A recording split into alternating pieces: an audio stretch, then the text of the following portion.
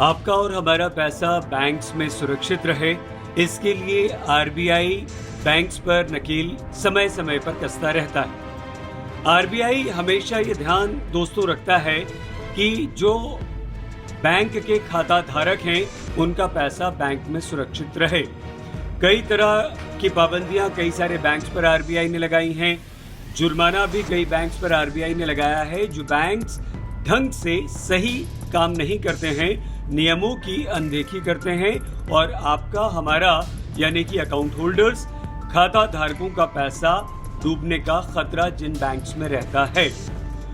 मुंबई में एक बैंक है सीकेपी सहकारी बैंक। आरबीआई ने दोस्तों इस बैंक का लाइसेंस रद्द कर दिया है। अब ये बैंक किसी भी तरह का लेन देन नहीं कर पाएगा।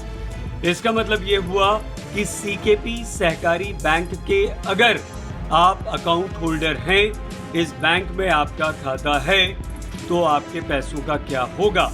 जो पैसा आपने वहां पर जमा कर रखा है, चाहे वो किसी भी फॉर्म में, यानी कि आपका सेविंग्स अकाउंट में पैसा हो, आपने वहां पर एफडी की हो या कुछ और तरीके से बैंक में आपने पैसा जमा किया। सीकेपी सहकारी बैंक की दोस्तों जल्दी से हम आपको स्थिति भी बता देते हैं। 1,32,170 खाता धारक यानी कि अकाउंट होल्डर्स हैं इस बैंक में, आप जैसे लोग।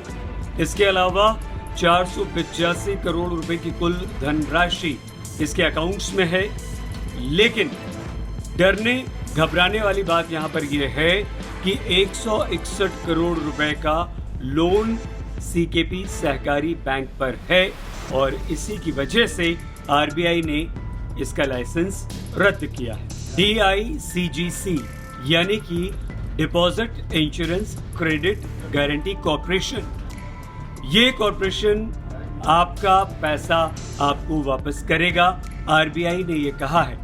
मतलब ये हुआ कि DICGC से आपका पैसा वापस कर देगा, आपको घबराने की जरूरत नहीं। DICGC आपका पैसा तो लौटा देगा दोस्तों, लेकिन यहाँ एक चीज ध्यान रखने वाली है। नियम के अनुसार DICGC 5 लाख रुपए तक अगर आपका पैसा जमा है तो वो आपको लौटा देगा। लेकिन मान लीजिए आपने 5 लाख रुपए से ज्यादा बैंक में जमा किए हैं तो 5 लाख तो आपको मिलेगा, उसके ऊपर जितना भी पैसा है 6 लाख 10 लाख 20 लाख वो डूब जाएगा। ये समस्या है, ये गंभीर बात है, लेकिन ये आरबीआई का नियम है क्योंकि ये पैसा अगर DICG वापस कर रहा है तो वो आरबीआई की गाइडलाइंस के नियम के अनुसार ही वापस कर रहा है।